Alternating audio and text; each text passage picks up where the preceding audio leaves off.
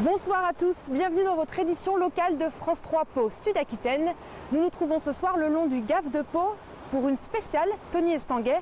C'est ici que le désormais triple champion olympique s'est formé. Nous reviendrons sur la magnifique carrière du Palois.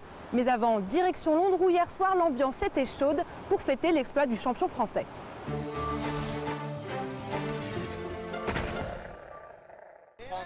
Ce sont peut-être de futurs Tony Estanguet.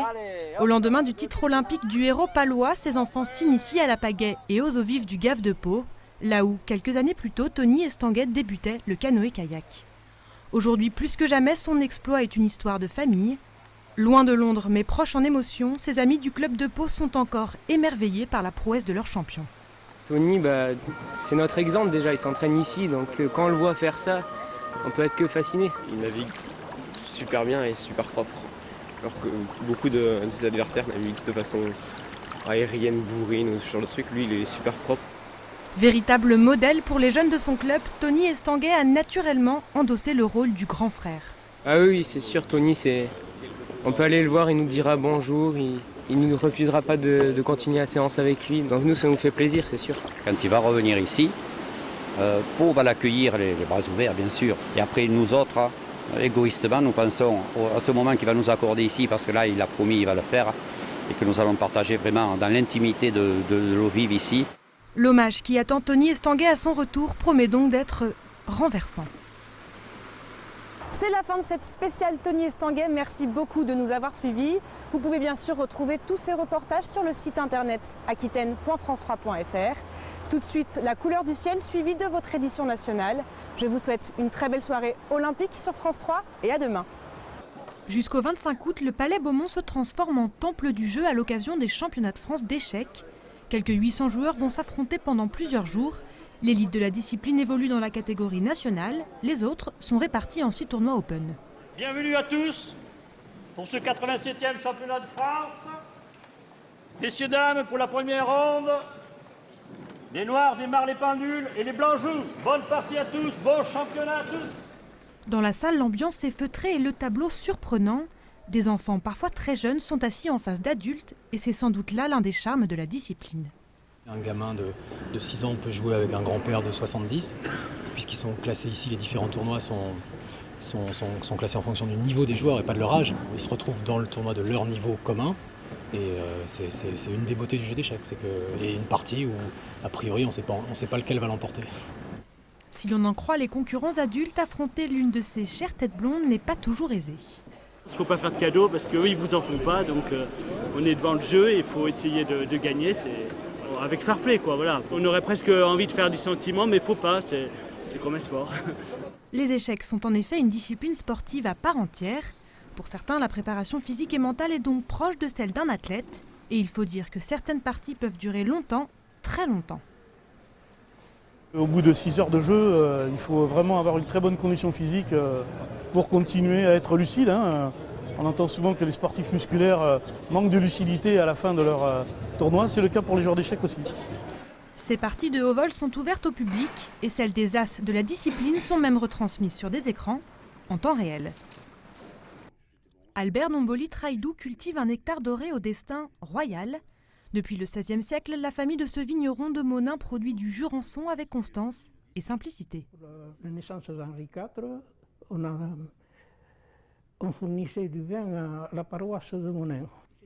À 86 ans, Albert a gardé intacte sa passion pour les vignes.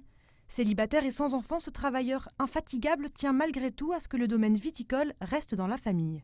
J'ai terminé de planter des vignes à 78 ans. Comme on disait vulgairement autrefois, il arrive un certain moment, il faut baisser les armes. C'est son neveu Pierre Sanson qui reprend le flambeau en 2002. Albert lui transmet sa passion et sa conception du métier. Un travail à l'ancienne, sans pesticides, au naturel. Moi, dans l'onologie, j'ai fait aucune étude. Le professeur, c'est tonton. Voilà. Et ça fait plus de 60 ans qu'il fait du vin, 60 ans que ça marche, qu'on arrive à le vendre. Donc, je ne vois pas pourquoi je changerais de méthode. Et les gens sont demandeurs du travail à l'ancienne. À 60 ans, Albert décide de se consacrer à ses vignes et revend son bétail. Au travail depuis ses 12 ans, il prend alors ses premières vacances, fait le tour du monde, Sans oublier son Jurançon qu'il vend en totalité à des particuliers. Les copains d'usine venaient chercher du vin et les enfants viennent chercher du vin. Est-ce que c'est quelque chose qui est fédérateur, le vin? Oui, il n'y a rien de tel pour se créer des amitiés, pour créer une continuité. Doux et fruité au palais, le vin d'Albert Nomboli garde en bouche une seule saveur, celle du plaisir partagé. Cette année, l'ouverture d'Estivoc avait une saveur particulière. Il y avait comme un parfum d'olympisme dans la ferveur occitane. Les quelques 1000 chanteurs massés au pied de l'hôtel de ville ont donné de la voix pour accueillir l'invité surprise du festival. Malgré la fatigue, le champion olympique Tony Estanguet a tenu à dire quelques mots à ses plus fervents supporters. Vous connaissez mon attachement à Pau. Vous êtes presque plus nombreux qu'à Londres. Et qu'aux Jeux Olympiques, en tous les cas, c'est vrai que ce panorama est toujours aussi beau et quel plaisir. Après les discours, les notes occitanes ont résonné place Royale dans la douceur du soir.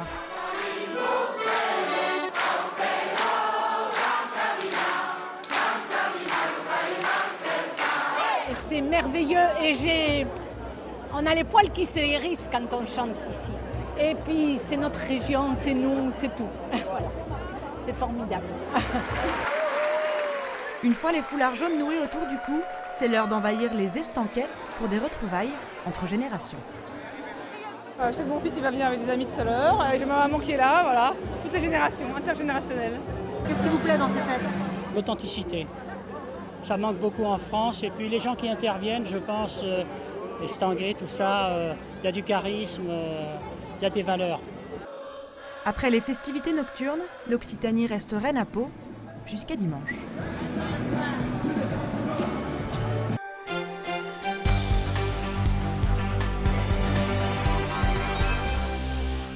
Bonsoir à tous, bienvenue dans votre édition locale de France 3 Pau Sud-Aquitaine. Ce soir, nous vous emmènerons dans la centrale hydroélectrique d'Artoust où les vacanciers découvrent une pratique en vogue, le tourisme industriel. Mais avant cela, nous nous trouvons dans la commune de Garlin où depuis quelques semaines, des blaireaux sévissent dans les champs de maïs, abîmant les récoltes. C'est un reportage sur des images de Benoît Bracco. Pour l'équipe féminine de basket de l'Élan Béarnais, la rentrée a sonné. À l'entraînement, les basketteuses se préparent déjà à leur premier match vendredi contre Limoges. Éric Poussard et Sandrine Estrade les ont rencontrés. C'est la fin de cette édition, merci beaucoup de nous avoir suivis. Vous pouvez bien sûr revoir tous ces reportages sur le site aquitaine.france3.fr. Tout de suite votre météo suivie de l'édition nationale. Je vous souhaite une très belle soirée sur France 3 et à demain.